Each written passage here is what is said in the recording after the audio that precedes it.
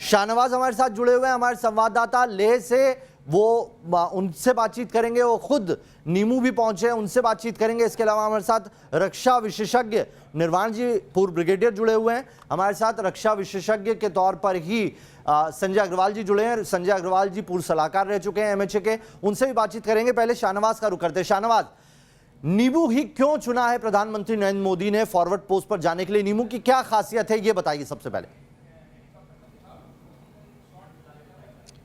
देखिए, नीमो जो सबसे बड़ी बात यह है कि 11,000 स्क्वायर फीट की ऊंचाई पर नीमो यहाँ पर स्थित है और एक आर्मी का बड़ा जमावड़ा जो है वो यहाँ पर नीमो में रहता है। इसीलिए यहाँ पर नीमो को चुना गया है और यहीं पर एयरफोर्स के भी जवान जो हैं वो रहते हैं और साथ में ही आईटीबीपी के जवान जो हैं उनके भी यहाँ पर कई कैंप्स हैं। तो नीमो में यहाँ पर एक साथ प्रधानमंत्री नरेंद्र मोदी जो हैं वो तीनों ही पैरामिलिट्री फोर्स और साथ ही आर्मी और एयरफोर्स के जवानों से यहाँ पर मिले हैं। लेकिन फिलहाल नावेद में आपको ताज़ा तस्वीरें यहाँ पर दिखाना चाहूँगा। इस समय हम यहाँ पर लेह के एयरपोर्ट पे मौजूद हैं और आप देख सकते हैं कि यहाँ पर एयरपोर्ट के अंदर इस समय प्रधानमंत्री यहाँ पर मौजूद हैं और एक मीटिंग जो है वो यहाँ पर चल रही है। लेफ्टिनेंट गवर्नर जो हैं वो यहाँ पर मीटिंग में मौजूद हैं। साथ ही साथ सीडीएस के अलावा आर्मी चीफ और जो लेफ्टिनेंट जनरल हरिंदर सिंह है वो भी यहाँ पर मीटिंग में मौजूद हैं। तो और पूरी तैयारियाँ जो हैं वो यहाँ पर की गई हैं। इसके बाद बताया जा रहा है कि प्रधानमंत्री जो हैं वो लेह में जो यहाँ पर अस्पताल है जहाँ पर हमारे जवान जो इंजर्ड हुए थे गिलवान वैली क्लैश में, उनसे यहाँ पर मिलने वाले हैं। तो उसकी यहाँ पर पूरी तैयारियां जो हैं वो यहाँ पर कर ली गई हैं। सबसे पहले प्रधानमंत्री जवानों से मिले हैं, उनसे उनका हालचाल लिया है, उनका मोराल जो है वो बूस्ट किया है। उसके बाद अब ये मीटिंगों का दौर जो है वो यहाँ पर नावेद जारी है और इसके बाद प्रधानमंत्री जो हैं वो अब लेह में जो हमारे जवान हैं जो इंजर्ड हुए थे उनसे मिलने वाले हैं। तो कुल मिलाकर प्रधानमंत्री जो हैं वो उन्होंने सारी तैयारियों का जायजा तो ले लिया है। साथ ही साथ जो हमारे जवान यहाँ पर हैं, जो यहाँ पर फॉरवर्ड पोस्ट पे अलग अलग जगह पर इस समय तैनात हैं, उनसे उन्होंने यहाँ पर मुलाकात की और ताज़ा स्थितियों का जायजा जो है वो यहाँ पर लिया है। फिलहाल यहाँ पर इंतजार ये हो रहा है कि प्रधानमंत्री यहाँ से कब निकलते हैं और यहाँ पर लेह हॉस्पिटल जो है वो यहाँ पर पहुँचते हैं। लेकिन एक बड़ी डेवलपमेंट और एक बड़ा कदम जो है प्रधानमंत्री की तरफ से इससे कहा जा सकता है।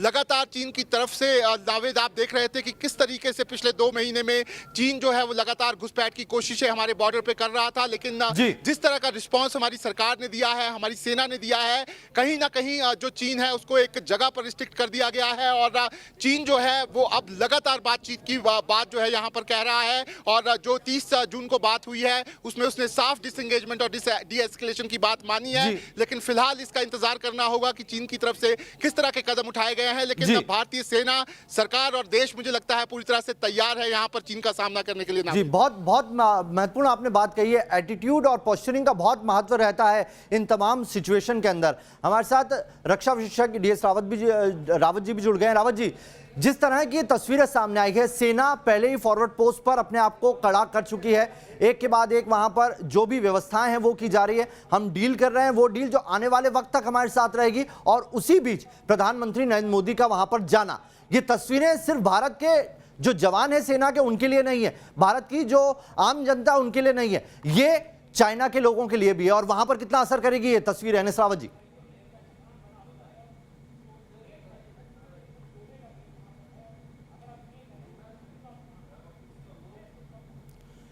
मैं वापस से आता हूं एनएस रावत जी, आपकी आवाज में कुछ दिक्कत आ रही है, टेक्निकल फॉल्ट है, उसको दुरुस्त करते हैं। संजय अग्रवाल जी हमारे साथ जुड़े हुए हैं, उनका रुख कर लेते हैं। और संजय अग्रवाल जी के साथ ही हमारे साथ निर्वाण जी भी जुड़े हैं। सबसे पहले बीएस निर्वाण जी, आपके पास आता हूं। ये जो तस्वीरें आई है आज, इस तस्वीरों के क्या क्या मायने हैं? क्योंकि पोस्चरिंग का बहुत महत्व होता है इस तरह की सिचुएशन में, जब आप एक दूसरी कंट्री के साथ सीमा पर तनाव के बीच में हो। इसमें कोई शक नहीं है, साइकोलॉजिकल वारफेयर टाइप है ये, और इससे चाइना के ऊपर काफ़ी असर पड़ेगा। चाइना के ऊपर बहुत असर पड़ेगा कि भारत में जो प्रधानमंत्री हैं वो इस चीज़ के ऊपर कंसर्न्ड है। चाइना ने जो घुसपैठ किया था वो उससे वो बहुत दुखित है और उसका एक बहुत अच्छा सा जो इंजाम है वो करेंगे। इसलिए बहुत अच्छी खबर है देश के लिए और चाइना के लिए बहुत ख़तरनाक चीज़ है ये। जी रावत जी, उम्मीद करता हूं आपको मेरी आवाज मिल रही होगी। मैं आपको ये भी बताना चाहूँगा। जी बोलिए, आप बात कंप्लीट कीजिए। 1 मिनट में आपको ये भी बताना चाहूँगा कि देश बहुत अच्छा काम कर रहा है। अमेरिका देश के साथ में है, जर्मनी देश के साथ में है, ऑस्ट्रेलिया देश के साथ में है, जापान देश के साथ में है, रशिया भी प्रैक्टिकली देश के साथ में है। मतलब जो मेजर पावर्स हैं वो आज इस मुद्दे पर भारत के साथ में हैं। इसलिए मेरी विनती ये है सरकार से कि इसको अभी ढीला नहीं छोड़ा जाए। मतलब हर फ्रंट हमने खोल दिया है चाइना के लिए, हर फ्रंट पर हम चाइना को वार कर रहे हैं। इसको निर्वाण जी, मैं आता हूं आपके पास। एनएस रावत जी भी हमारे साथ जुड़ गए, उनका रुख कर लेते हैं।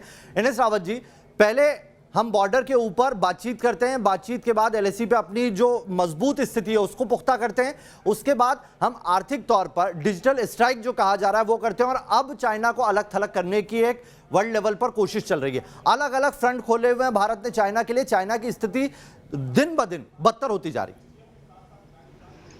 देखिए, ये जो समय है ना, ये समय ऐसा है कि जिसमें भारतीय राजतंत्र के लिए बहुत एक तरह से निर्णायक समय है। क्योंकि आप जैसे कह रहे हैं कि हमने एक खोल रखा है फ्रंट चाइना को आइसोलेट करने का। भारत के लिए चाइना को आइसोलेट करना उतना आसान नहीं है जितना हम पाकिस्तान को आइसोलेट करने की कोशिश कर सकते हैं, क्योंकि चाइना एक इकोनॉमिकली काफ़ी अच्छी कंडीशन में है, और जितने भी हम कंट्री से बात करें सब जगह बायलैटरल रिलेशंस पे बात आ जाती है। रशिया चाइना को भी सप्लाई करता है, इंडिया को भी सप्लाई करता है। चाइना ने ऑब्जेक्शन किया कि आप उनको टाइम से पहले S-400 सिस्टम क्यों दे रहे हैं, तो उस पर रशिया ने कहा हम इसको नहीं सुनते, क्योंकि उनके भी अपने इकोनॉमिक इंटरेस्ट हैं। दूसरी तरफ हम देखें, अभी कुछ दिन पहले ही एक अदानी ग्रुप ने $300 मिलियन की डील करी है एक चाइनीज़ कंपनी के साथ, सोलर पैनल बनाने और उसमें मदद के लिए उनके साथ डील करी है। तो चाइना एक इकोनॉमिकली और डेवलपमेंट के हिसाब से एक ऐसी जगह पे है जहाँ इतनी जल्दी उसे नकारा नहीं जा सकता। भारत के लिए ये इम्पोर्टेंट है, भारत अपनी एक ऐसी पोजीशन बनाए जिसमें चाइना जो अपनी कोशिश कर रहा है उसको ये कोशिशें आसान ना लगें, उसको मुश्किल लगें, और उसको ये लगे कि अगर वो हमारे अंदर कब्जा करने की कोशिश करता है तो हम भी चीन के अंदर वहाँ कब्जा करेंगे जहाँ उसको पेन करता है। जैसे हमने कहा कि ईस्टर्न एक्सप्रेसवे हो गया, जो कि अक्षय चिन्ह में से होकर गुजरता है। अभी एक और हमारे मित्र ने कहा कि चाइना पाकिस्तान इकोनॉमिक कॉरिडोर है जो POK में से गुजरता है। उसके अलावा भी चाइना के बहुत सारे इंटरेस्ट हैं, चाहे वो चीन के अंदर हो या बाहर हो।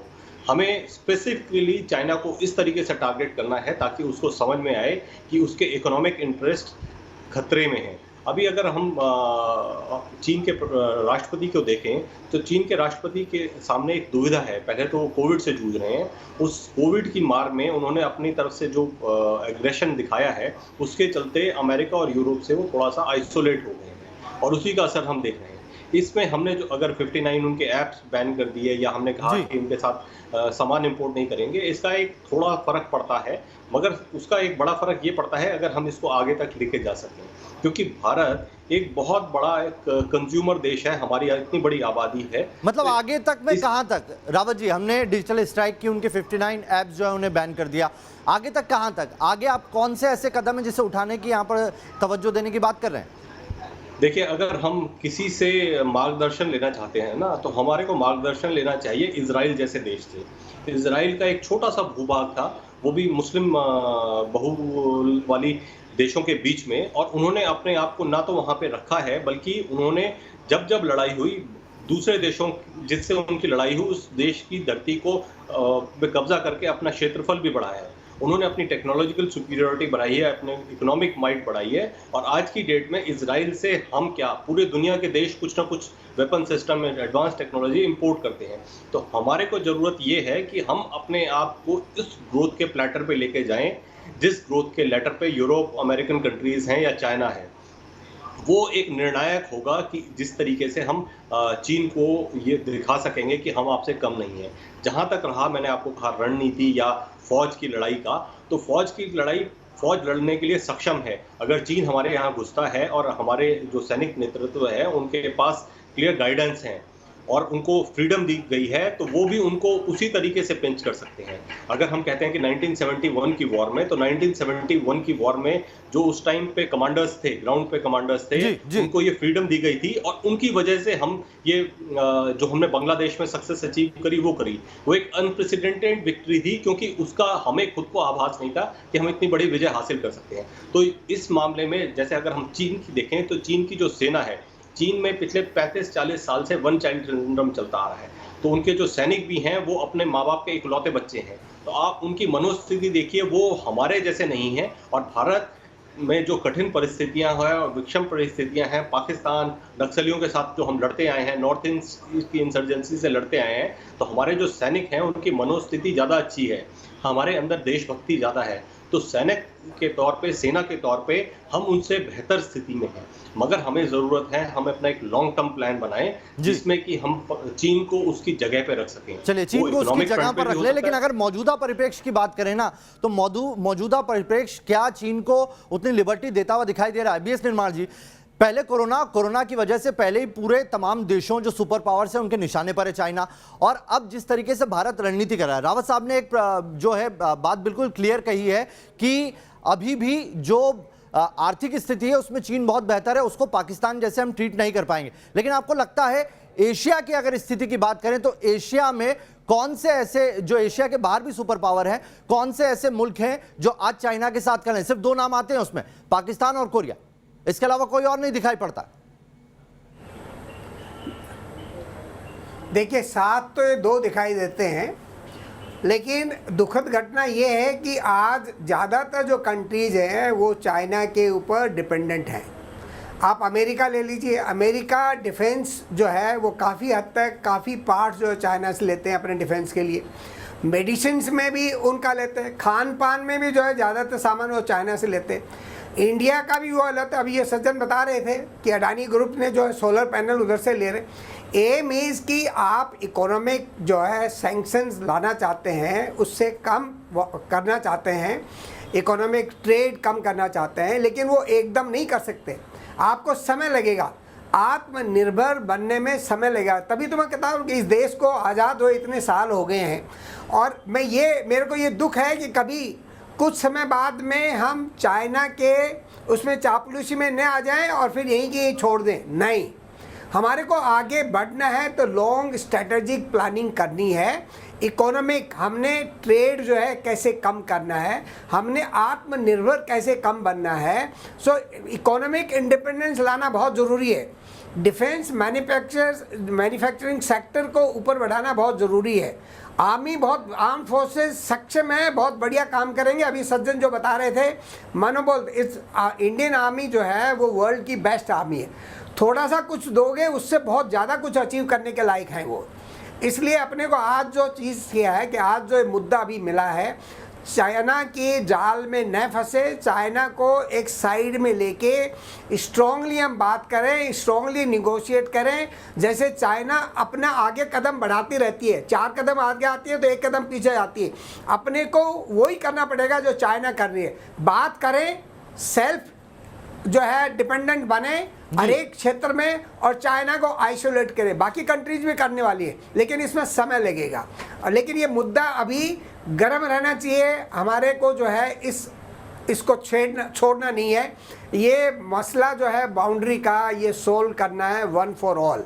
अभी इसको छोड़ना नहीं है, चाहे वो कोई भी, चाहे डिप्लोमेटिकली करें, चाहे इकोनॉमिकली करें, चाहे मिलिट्रीली करें। For all 3 actions we have to take together. मतलब कुल मिला के इस मुद्दे को समाप्त करने का यही सही वक्त है। Solve this problem. जी, बस इसको छोड़ना नहीं है। चाइना की चापलूसी में नहीं आना है। कभी हम ढीले बैठ जाएं, फिर बजट फिर हम जीरो कर दें। आप देखिए ना, इंडिया का सबसे कम डिफेंस बजट है। जब ऐसी स्थिति आती है तो हम भागते हैं चारों तरफ। क्यों भागते हैं? Why we are not prepared. आज अपने जितने पड़ोसी देश हैं, 7 ऑफ देम, कोई भी अपने से खुश नहीं है। और China is making every effort to make this, मतलब लॉन्ग टर्म स्ट्रेटेजी से इससे निपटना होगा। सर, आता हूं आपके पास। हमारे साथ पीके मिश्रा भी जुड़ गए हैं, पूर्व एडीजी हैं बीएसएफ के। लॉन्ग टर्म स्ट्रेटेजी पे रखना होगा। मिश्रा जी, पीके मिश्रा जी, जिस तरह की तस्वीरें आज आई, पहले प्रधानमंत्री ने जो सर्वदलीय बैठक हुई थी उसमें क्लियर कर दिया था कि हमने सेना को फ्री हैंड दे दिया। सेना को फ्री हैंड देने की बात वहां पर जो सर्वदलीय बैठक की तस्वीरें आई थी उसमें कही गई, और अब प्रधानमंत्री खुद पहुंचते हैं उस जगह पर, फॉरवर्ड पोस्ट पर, और सेना, अर्धसैनिक बलों सभी से मुलाकात करते हैं। ये जो 2 तस्वीरें हैं, इससे क्या मैसेज मिलता है?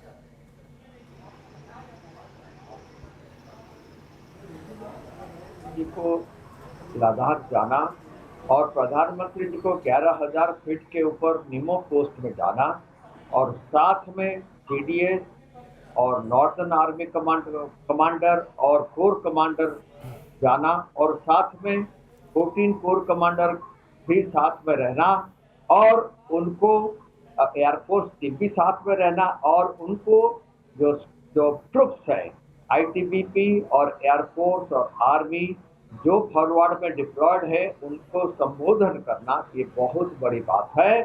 इसका मतलब प्रधानमंत्री जी ये जो चाइना के साथ अभी कॉन्फ्लिक्ट हो रहा है उसको बहुत गंभीरता से लिए हैं और आपको पता होना चाहिए कि सिर्फ अभी बात हो रहा था कि हम पहले से की कार्रवाई नहीं किए चाइना को फेस करने के लिए।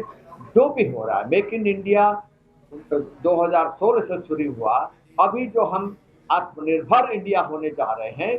लेकिन एक चीज मैं बताना चाहता हूँ, अभी चाइना के साथ अभी हम देखें कि हम S-400 मिसाइल हम ला रहे हैं रशिया, लेकिन चाइना के पास ऑलरेडी S-400 मिसाइल है और वो उसको डिप्लॉय करके रखा हुआ है। हम अभी सुखोई 30 एक्स्ट्रा लेने के लिए जा रहे हैं और MiG-29 भी एक्स्ट्रा लेने के जा रहा है और 30 एयरक्राफ्ट हम लेने जा रहे हैं। लेकिन ये चीज जो है टाइम लगेगा। फिलहाल जो सिचुएशन गलवान वाली घाटी में है, फिलहाल जो सिचुएशन आपका हॉट स्प्रिंग में और गोगरा में और वहां पर है पेंगोंग सोलेट में और फिंगर एरिया में है, वहां पर चाइना को मार देने के लिए हमको अपना डिप्लॉयमेंट सही तरीके से करना पड़ेगा और चाइना बैकस्टैप करता है। प्रधानमंत्री जी को ये चीज पता है। प्रधानमंत्री जी उनको मालापुरम में और वहां पर गुजरात में बुलाए भी थे, उनके साथ डिस्कशन जी जिनपिंग के साथ हुआ था, लेकिन उन्हें ये पता है कि वही जी जिनपिंग उनको बैकस्टैप किए थे और जो डिस्कशन हुआ लेफ्टिनेंट जनरल हरिंदर सिंह का लेन क्याओ जी के साथ वहां पर मोल्डो में, उसका भी मतलब कोई नहीं उठा। उन्होंने डी एस्केलेशन करने के लिए राजी नहीं हुए और आज के डेट पर भी फिंगर 4 से फिंगर 8 पर वो अभी भी सैन्य इकट्ठा कर किए हुए हैं और वहां पर टेंट गार्ड करके डिफेंसिव पोजीशन में लगा करके बैठे हैं। इसके लिए प्रधानमंत्री जो सोच रहे हैं फॉरवर्ड एरिया को जा करके जवानों को संबोधित करने के लिए, और साथ में देखिए इस्राइल नेतान्याहू जी बड़ा क्लियर बता है, दो कंट्री बहुत क्लियर बताए हमें मदद करने के लिए, एक है मिस्टर नेतान्याहू फ्रॉम इस्राइल और दूसरा है फ्रांस। फ्रांस बड़ा क्लियर बता है कि राफेल जो है बहुत जल्दी बहुत शीघ्र वो इंडिया को देगा और साथ में क्वाड कंट्रीज जो है इंडिया, जापान, ऑस्ट्रेलिया और यूएसए, ये चारों मिलकर के साउथ चाइना सी में वहां पर जैसे कि हमारा काडू में पाकिस्तान उनको एयर स्ट्रिप लेने के लिए इस्तेमाल करने के लिए चाइना को दिया हुआ है। अब जब मतलब ये वक्त साफ कहता है कि कौन कौन सी कंट्री हमारे साथ है और हम जिस स्ट्रेटेजी पर आगे बढ़ रहे हैं वो बिल्कुल मुकम्मल है और इसी पर अब हमें रुकना नहीं है, आगे बढ़ते जाना है। सर वक्त इतनी इजाजत दे रहा है, आप सभी का बहुत बहुत शुक्रिया हमारे साथ जुड़ने के लिए।